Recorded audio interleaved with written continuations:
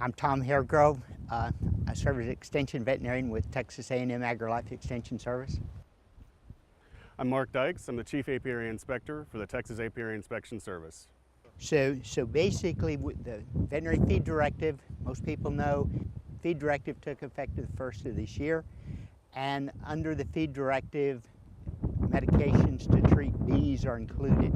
Veterinarians are going to have to write feed directives or prescriptions, whichever is appropriate for feed or water grade antibiotics. And so basically what we're here today is to talk a little bit about bees. And so Dr. Dykes is going to visit with us a little bit just about bees in general, about bee diseases, about where you can send some of your stuff to get diagnosis and stuff, what you need to send, and then just basically a little bit of history and kind of information on bees. And so, Dr. Dykes. Thank you. So today we're going to talk, as he said, about bees, beekeeping, and the diseases that affect bees.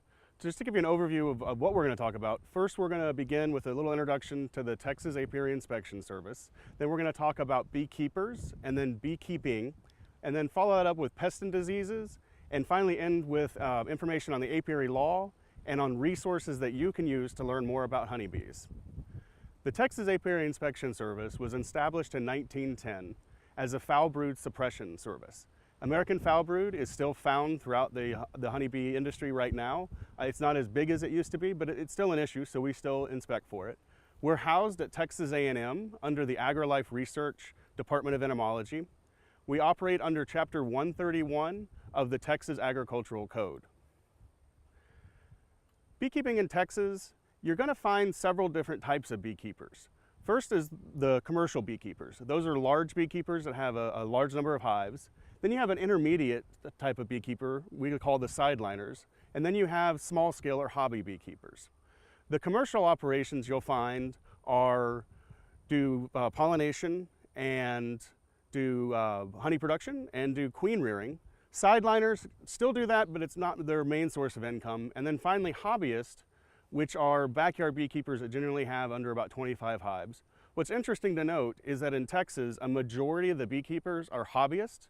However, they have a very small number of hives when you compare it to the commercial operations, which have a very large number of hives, in the upwards of 200,000 plus. So that tells you a little bit about the beekeepers. Let's move into beekeeping. There's several terms that you're going to hear that can be kind of confusing, especially if you haven't worked around bees before. So I just want to go over those real quick just to get them out of the way and to give you some information. The first one is a colony. A colony is an assemblage of workers, queens, drone, that live together as a single unit. Another term you'll hear out there is a hive. A hive is what we refer to as a box or a place for honeybees to live that we provide, that beekeepers provide. Another term you'll hear often is a nucleus or a nuke or nuke. That is a small box of bees that's generally a division of a larger hive. And then finally an apiary. An apiary is a place where you'll find bees and beekeeping equipment that's where the bees are kept by the beekeeper. So next let's move into a couple of the safety equipment that you will need to work the bees safely. First we have the veil, which what that does is it protects your face from the bees coming at it and allows you to work the bees comfortably.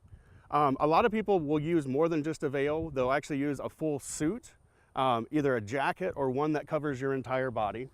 And that's a good precaution to allow you to work the bees safely and comfortably. You also can wear gloves, and they have different styles of those. The next thing is the smoker, which what the smoker does is it produces smoke, obviously, and that covers the pheromones, the alarm pheromones that the bees produce, and allows you to work the bees without getting them really stirred up. And then finally we have the hive tool, and what this does is allows you to manipulate the hive and pull frames out, unstick boxes, that type of thing. So very important piece of equipment. The next thing we're going to move into is the actual hive. The different pieces of it. The top is what's called a cover. Underneath that are the supers or boxes. Generally speaking, the top box is called a medium or a honey super. The larger box below that is a brood chamber or brood box, and then all of that sits on a bottom board. Generally speaking, bottom boards will either be solid or they might have a screen in the middle for debris to fall through. This is the normal setup. However, you'll find different configurations depending on the beekeeper's operation.